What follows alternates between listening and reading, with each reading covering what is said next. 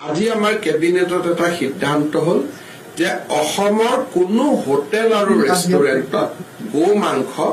পৰিবেশন কৰা নহব আৰু বিভিন্ন ধৰণৰ যি সামাজিক ফাংচন হয় কোনোবাই ধৰ্মীয় সভা পাতিলে কিবা পাতিলে যিবিলাক সামাজিক সভা হয় সেই সামাজিক সভাটো গো মাংস খাব পৰা নহব যেটো এটা অভিযোগ আছিল যে কোনোবাই গো মাংস দি দিলে তাৰমানে পাব্লিকলি খালে এতিয়াৰ পৰা public consumption of beef has been totally prohibited from today. So, in no restaurant, in no hotels, and in no public places, আজি আমাৰ কেবিনেটত এটা সিদ্ধান্ত হল যে অসমৰ কোনো হোটেল আৰু ৰেষ্টুৰেণ্টত গো মাংস পৰিবেশন কৰা নহব আৰু বিভিন্ন ধৰণৰ যি সামাজিক ফাংচন হয় কোনোবাই ধৰ্মীয় সভা পাতিলে কিবা পাতিলে যিবিলাক সামাজিক সভা হয় সেই সামাজিক সভাটো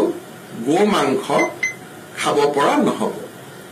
যেটো এটা অভিযোগ আছিল যে কোনোবাই গো মাংস দি দিলে তাৰমানে পাব্লিকলি খালে এতিয়াৰ পৰা public consumption of beef has been totally prohibited from today. So, in no restaurant, in no hotels, and in no public places, আজি আমাৰ কেবিনেটত এটা সিদ্ধান্ত হল যে অসমৰ কোনো হোটেল আৰু ৰেষ্টুৰেণ্টত গো মাংস পৰিবেশন কৰা নহব আৰু বিভিন্ন ধৰণৰ যি সামাজিক ফাংচন হয় কোনোবাই ধৰ্মীয় সভা পাতিলে কিবা পাতিলে যিবিলাক সামাজিক সভা হয় সেই সামাজিক সভাটো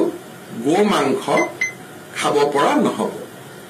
যেটো এটা অভিযোগ আছিল যে কোনোবাই গো মাংস দি দিলে তাৰমানে পাব্লিকলি খালে এতিয়াৰ পৰা পাব্লিক কনজাম্পশন of beef